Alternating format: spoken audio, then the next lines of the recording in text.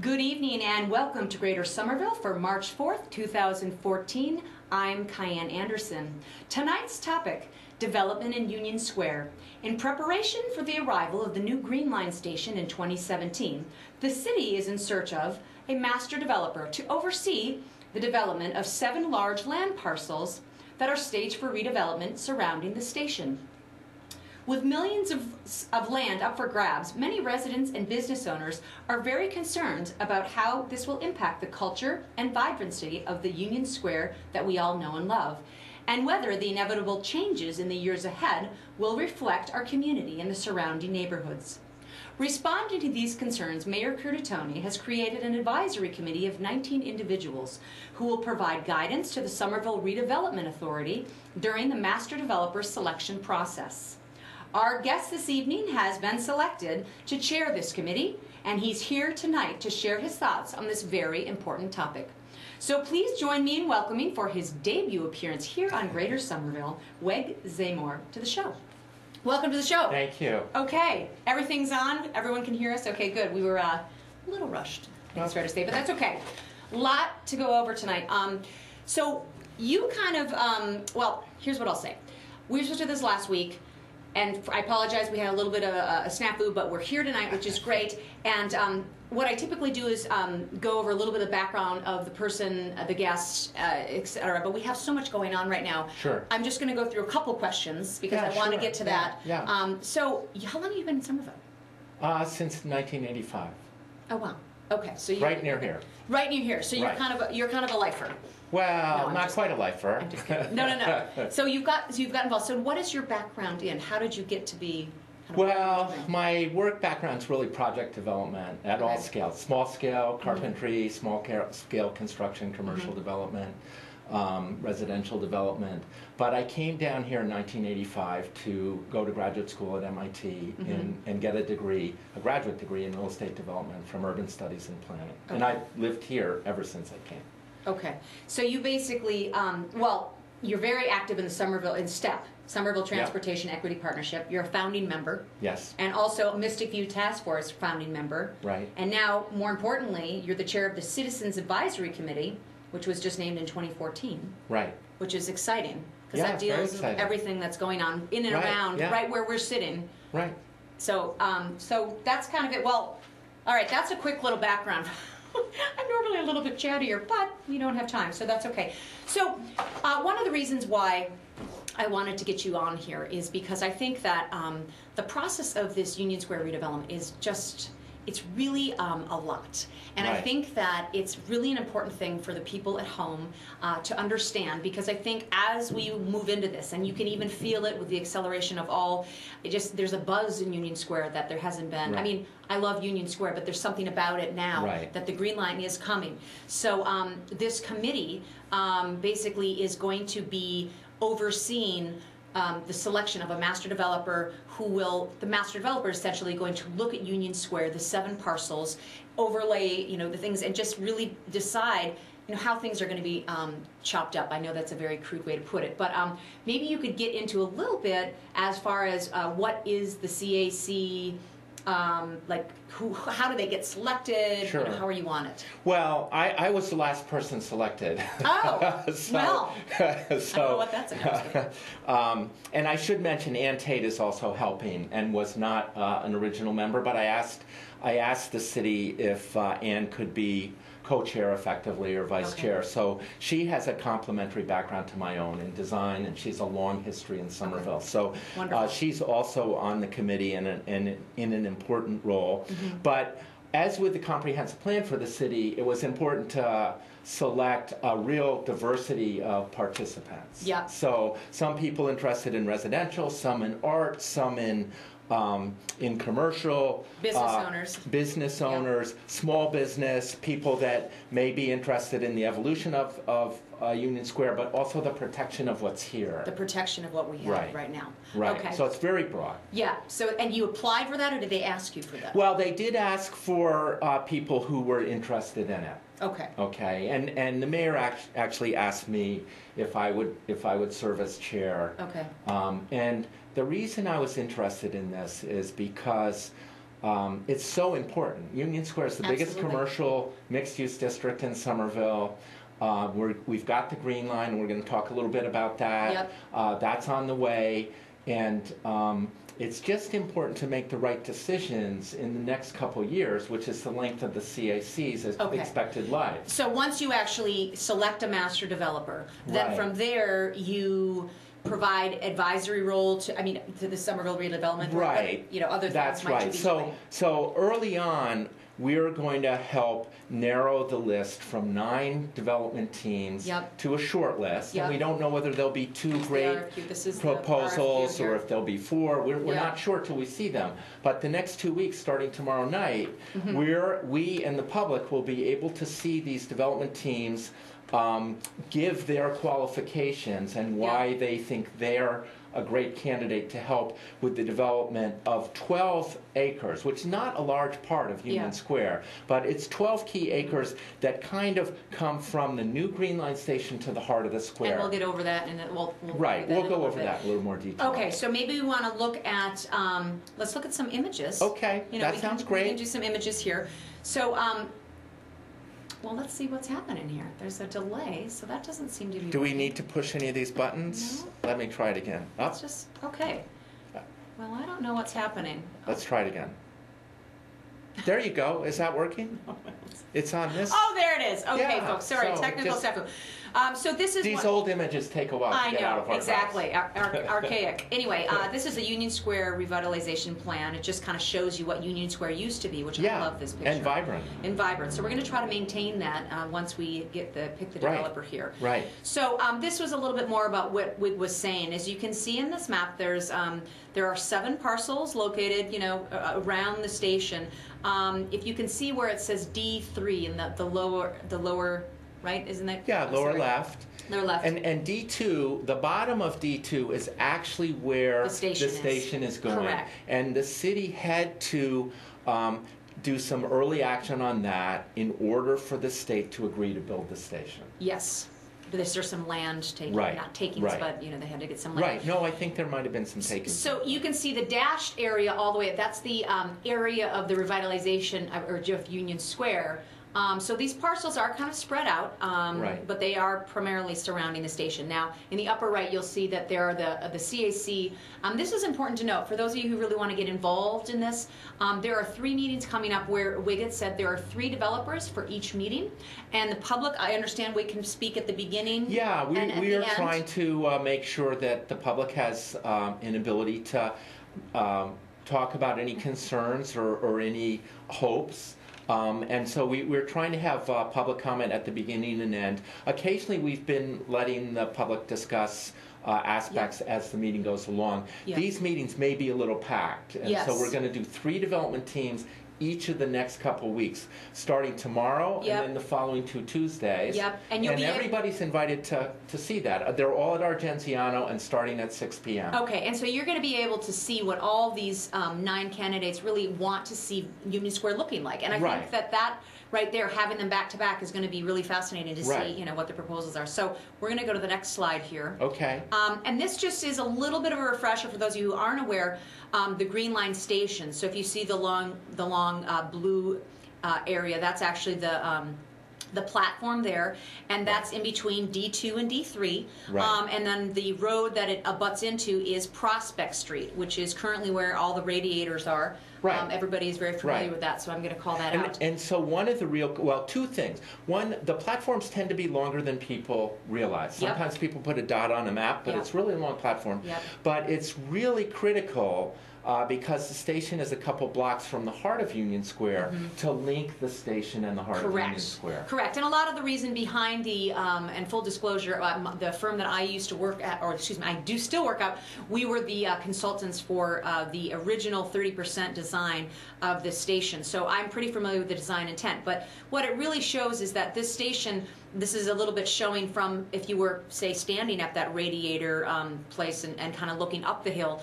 The projection of this canopy is really to create that sense of presence, because once the development is built in full surrounding the station, you're actually not going to see this entire station or this side. And one of the city's intents is to get a developer involved early so they can work on the relationship of the station to the square and also to the immediately abutting development. Correct. So they can help with that. And this picture right here goes into the same conversation as upper left is what it is, the station will be like when it is built, but the surrounding, aqua-colored buildings are one of the original revitalization plans, not exactly specific to the RFQ that you guys they responded to, but you're going to see how you can rarely see the station on the lower right hand side. It looks very different there, so it's really important to create the presence, as you said, and make Prospect Street very visible. So this is a little bit more. What do you want to talk about this? Well, this is very exciting breaking news. So quite a few people from... This is hot off the press. It's hot this afternoon, actually. Yeah, we're breaking it here. Okay. It's actually leaked a little bit from the State House, too, and the Congressman's office. But we're still on top of it. Yeah, That's you are. Okay. Probably the first news outlet. So what happened was there was a meeting with advocates and elected officials from Somerville, Medford, Cambridge, and General Manager Beverly Scott of the MBTA this afternoon. Secretary Davey popped his head in to talk about the Green Line, its timing, and right today, the federal government has recommended that the Green Line get a good New Starts rating, which is federal funding, which is important not just for the Green Line, but for all the state's transportation, because if the federal government can fund half of the Green Line, then that frees up other money that can be used across the region and the state. And as people remember, or maybe they don't know, the Green Line is a mandatory, the state has to build a Green Line because of the it's really the highest priority transit So project. in that case, the federal funds will definitely, like you said, free up. So and I just want to mention also another little detail here. Now, Mass DOT has to follow through on the application and do a good job and continue to explain why it's a great project and why we can afford it. But the other breaking news is a recommendation that $100 million from the federal government be freed up starting in September, which is huge news. And all those boxes are basically the proposed buildings that they're looking at, developing in Union Square. Right, and it's just a concept. Just a concept, okay. And now this goes into a little bit more of the revitalization plan, but proposed land uses. And this is what I wanted to talk a little bit about. Now, the orange color is the mixed use. And then they've got the residential in the yellow, with the public buildings be blue. So now, here's my question, and I'm just going to say this straight up. I've said on the show a number of times that there's a lot of condos. There are a lot of condos in Somerville. So mixed use translates, in my mind, condos. With retail on the bottom. Okay. Now, would you agree to that or not? Well, no. Okay, I would. good. So mixed use can be, it's often retail on the bottom, but it can be office space up above, it can be residential up above, either apartments or condominiums. It can be mixed income residential up above, it can be a research and development up above. So one really important aspect of this diagram is the yellow is existing housing that's not going to be disturbed. So as with the Green Line, everybody is bending over backwards not to disturb residential properties. That said, when you're doing new development in an existing square, then a lot of attention has to be paid to the interface between the edges. The edges, the existing properties that are going to be preserved, the existing character. But that was something that was taken care of in the revitalization, the rezoning plan, correct? They definitely took that into account. And it's an advantage. You don't want all new. It's boring. Yeah, I agree with you. Okay, so, not all condos, as long as the spaces can be bigger. Now, so let's talk about this. The Summer Vision, City of Somerville Comprehensive Plan for the next 20 years.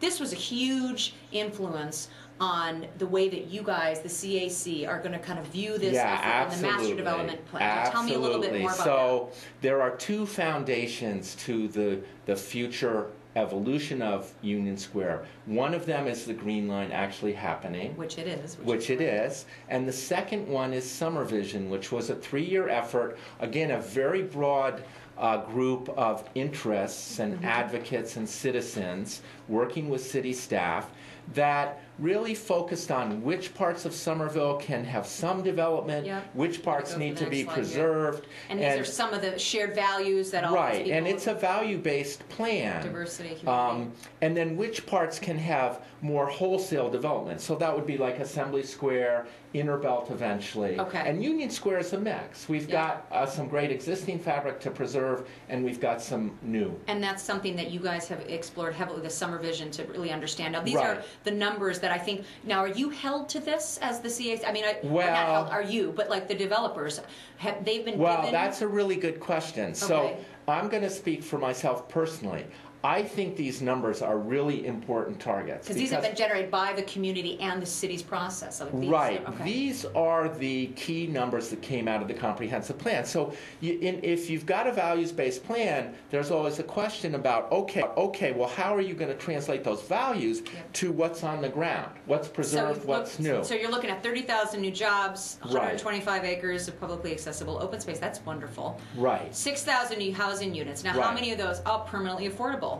So is that percentage higher than 20% affordable, which is higher than the average, correct? Yeah, most linkage programs are 8 to 12%. I was just going to say 12%. Yeah, and so it's been clear from the beginning of the Green Line campaign that the people in Somerville can affordable housing, whether they be in Somerville Community Corporation and other organizations that provide housing, or whether they be just citizens, wanted to make sure that we maintain a diversity of housing and that we maintain a diversity of business. Yep, that's fantastic. And 50% of new trips via transit, bike, or walking. Right. 80% of new development in transform. Now, and I just want to go back to one thing about the jobs. So this plan is actually tailored to have the jobs in Somerville about equal the number of workers who live here. So right now we have a huge imbalance, but this plan is to have a glide path where the housing, the residents who are looking for work, and the jobs will about even out. So it's very sustainable. And this is a summer vision map. We're going to go through a few of these a little quicker. Sure. But these are just where the 7 stations are going to be the blue circles, and then obviously you see on the red some line existing border. stations. So those are prime for development. So and those blue are kind of moderate new development, where the areas will be enhanced, but not explosive new development. Like Union Square. Well, I absolutely understand that, because they're all quite unique in their own right. Is neighborhoods that are intended to be fully protected in their character. And that's 3/4 of the whole city. Assembly Square up at the top there, and then down below the Inner Belt. Right. Okay, and we're these are just those numbers. Just some numbers, basically wanting to make sure that we conserve, but we also transform in the appropriate areas, which I think is great. And then here we start to look at how does the comprehensive plan translate to Union Square and Boynton Yards. So we're looking at 12 acres with this RFQ, which is pretty small. Okay, so the CAC, the Citizens Advisory Committee, is the master developer is going to be developing, I'm just repeating it because it's very common to you, but 12 acres for Union Square. But Union Square in of itself is actually 25 acres, but this master developer will only be doing 12 acres of land, and so Boynton and Union together, because they're adjacent, they represent about 14% of the new growth, and this RFQ is just 20% of that. So it's a couple percent of Somerville's new growth. Yep. And to translate that to jobs, so again, we're talking about the whole 60 acres in both places here, and that's about 4,000 jobs. And you'll see on the next slide the number of housing units. So it's about 850 housing units, but that's spread across Union and Boynton. Okay, so how many units will be in Union Square, the 12-acre? Well, about 20% of that. So maybe 150, couple hundred. 150. Now this is interesting. So this slide is really important to Somerville. So Somerville is a spectacularly diverse and interesting community. It doesn't have a lot but of the 351 cities and towns, we are the most imbalanced with regard to the number of residents compared to the number of jobs. And that translates into a large tax base shortage, because the commercial property not only gives you the jobs that people need to work here and to support the existing small businesses, but the commercial property gives the city free cash to pay for schools or open space or affordable housing. Again, an important slide for the CAC to remember when making its decision based on, the developer needs to kind of recognize this. And this is a projection in the region of change in amount of commercial space for every city in the region. And what you see is Wow. Somerville is projected to have the greatest increase. But that requires a lot of work. This doesn't fall out of the sky. Okay. And then this yellow, this is a case study, University Park in Cambridge, Right. joint venture of MIT and Forest City. It's about 20 to 25 acres. So it's roughly, that yellow outline is about what the 25 acres of Union Square is. So if you can Right. imagine the 12 acres that we're actually Half of doing, yeah, it's about half of And that. just two important things on this slide. Well, three. So that land took MIT 40 years to acquire before any development could start. So that's one reason the city is trying to get the 12 acres going, because you don't want to wait 20 or 30 years before Wow. you start doing some key Yep. development. So if you could just go back. Sorry. That's okay. I'm getting ahead so of you, Wig. on the left of this slide, the upper left, you see the traditional small-scale neighborhoods of Somerville and University Park. The city, the community, and MIT felt very strongly that it had to bleed into the neighborhood, that it had to scale down. So The that edge transition. is very important. And the last thing I would say here, now this is mixed use, is that there's a central park space there, which but is it didn't quite come out to Mass Ave. If it had come out to Mass Ave, it might have done a better job of knitting Central Square and the new development, the old and the new. So these are all things, I'm just going to go through a few yeah, of these. sure. as this We don't plan. have to dwell on But this I one. guess what I'm wondering, Wig, and here's some photos, I'm wondering is that, those types of, I'm not going to say it's a mistake, obviously, but those types of gestures, that's obviously, a lot of people are saying, well, do we want a master developer? Because is it going to make, and this is another case study, I'm just going to go through this about the same size, Right. 25 acres. The question that I have is, if there is a master developer, are you not concerned, or is the city not concerned about there being a homogeneous appearance to this Well, there development? can be, and so one of the slides that you've flipped through, and this here is Union Square again. Yep. But one of the slides you flipped through was Kendall Square. Now, Yep. Kendall Square, and it's important to realize these take 20 to 30 years True. to do. They're much more deliberate than people Okay. realize because they go Yep. up and down cycles. But Right. Kendall Square had one designer, and it largely. Yep. At the end, they shifted away. Okay. But in the beginning, they had one designer who used a lot of jumbo red brick in all the buildings. Yes, they did. So that would be, whereas That's Forest City and there is no requirement that a development of 12 acres or 25 acres have a single designer. It can have, each building have a different designer. It's part of the deal that Yeah. the city makes with the development team. No, okay, so you remember I'm an architect, right? So I'm Yeah. obviously very concerned with this, and I'm going to be at these meetings, and I definitely would Okay. encourage everybody at home to as well. But I guess it's, you want a little diversity, but then you also don't Right. want it to look like a garage sale. You want it Right. to be smart Well- development. I think Union Square, I am concerned, Yeah. and I know that you and the CAC will express this on my behalf and the community's behalf in terms of how the kind of unique vibrancy that Union Square Right. has, that we all love, that Right. we've worked towards, how that is not going. I mean, there's actually an article today in the Boston Globe Right. about this very thing, and Right. how are we going to prevent this wonderful special Right. sauce, if you will, from going away Right. in Somerville. And so, so you're telling me the master developer is a good, I believe it's a good thing, because they'll oversee it, but I just want to make sure that there's not this kind of, this vanilla Right, thing well, that takes away the soul of that. Right, it's a really good concern. Now, one thing is 12 acres is a lot. It is half of what's a normal district redevelopment in Boston and Cambridge. So it's a normal one is normal is 25? 25 acres. So, Okay. Kendall Child's Square, Play. University Park, Fan Pier, Pier 4, those are all about Okay. 25 acres. And so this is smaller than that. And it represents a pretty small portion of all of Union Square. But it's a key kernel. And so it is extremely important to keep the mix of small businesses, Yeah. like garage startups, Correct. entrepreneurs, Innovative business. innovative maker space. Okay. We've got Fringe, Artisans Asylum. We've But got all larger the spaces, ethnic. because We've the- got all the okay. ethnic little restaurants and everything. So perfect situation in the future, just my personal opinion, Okay. would be to mix some of the new but retain the old. So we Okay. keep that eclecticism. There's nothing more boring than a 100% new city. I know. I agree. I agree. I mean, I just think that, like I said, there's going to be a real extra effort. And I think a lot of the developer are the people that are on the list. I know there's a lot of very qualified individuals, but I do think that, having this representation of Somerville, Right. a diverse group of individuals, vocal neighbors such as myself, professionals that are going to Right. be actively participating in this Right. effort. Because, in 20 years, those of you who go away and then just come back, it's going to look entirely different. And it's exciting. 20, 30 years, yeah. 20, 30, well, 10 to 30 it's years. exciting at the same time, but, Right.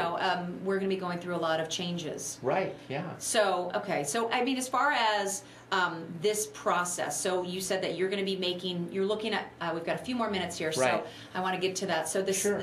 the developers are going to be having these meetings the next 3 weeks. Right, and three per night, which is what we thought was really how much the CAC and the public that comes could digest. Okay. And then after that point, the goal is to create a short list, if you will. Right, to winnow it down to the teams, the short number of teams that the CAC feels, okay, these are the people with the best approach to Union Square. And the best kind of understanding. And then we what will the probably community is. ask them some additional questions. Will they come back for another Yeah, we presentation? So probably people that will. miss these meetings, if they can. I mean, I just Right, think yeah. it's really, again, about the neighbors understanding, Right. okay, these are the people that are going to And it is also important to realize the CAC is just advisory. You're We right. are going to be advising the city and the Somerville Redevelopment Authority on our feelings Yeah. about this choice, Yeah. but we're not going to be doing more than that. And one last thing I do want to address, it's been addressed before, but I want to make sure people understand it. The city's intention is that any eminent domain from this point forward would only be a last resort.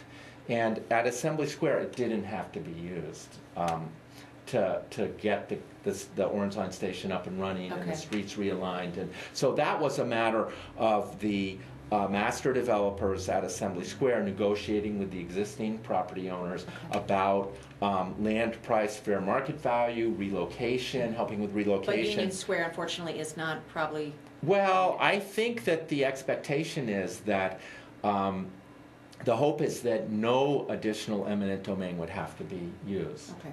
So But and that's there still- also are some cleanup issues that the master Well, yeah. developer will have to tackle. Yes, there's a lot of issues. Right.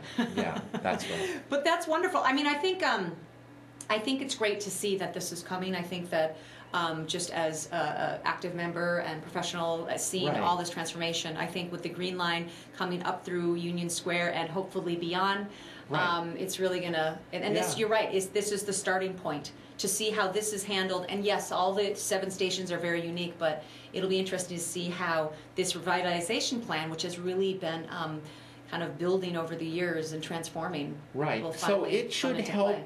if it's done well, it should help the people who live here now and Yeah. the people with small businesses here It'll bring now people. and bring more daytime population and kind of balance out the live-work balance. Okay.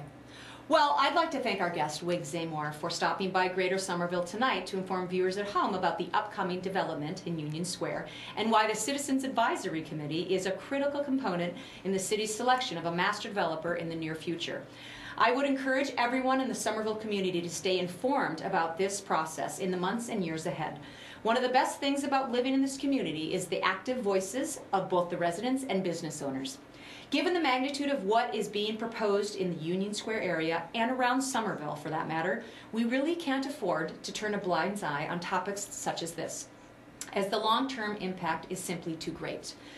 One final note, it comes as no surprise that Wig takes community activism in Somerville to an entirely new level, so I'd like to thank him personally for his service and for helping him to make our community a better place to be. So thank you Well, for thank so many you. years. I really appreciate it. We all do.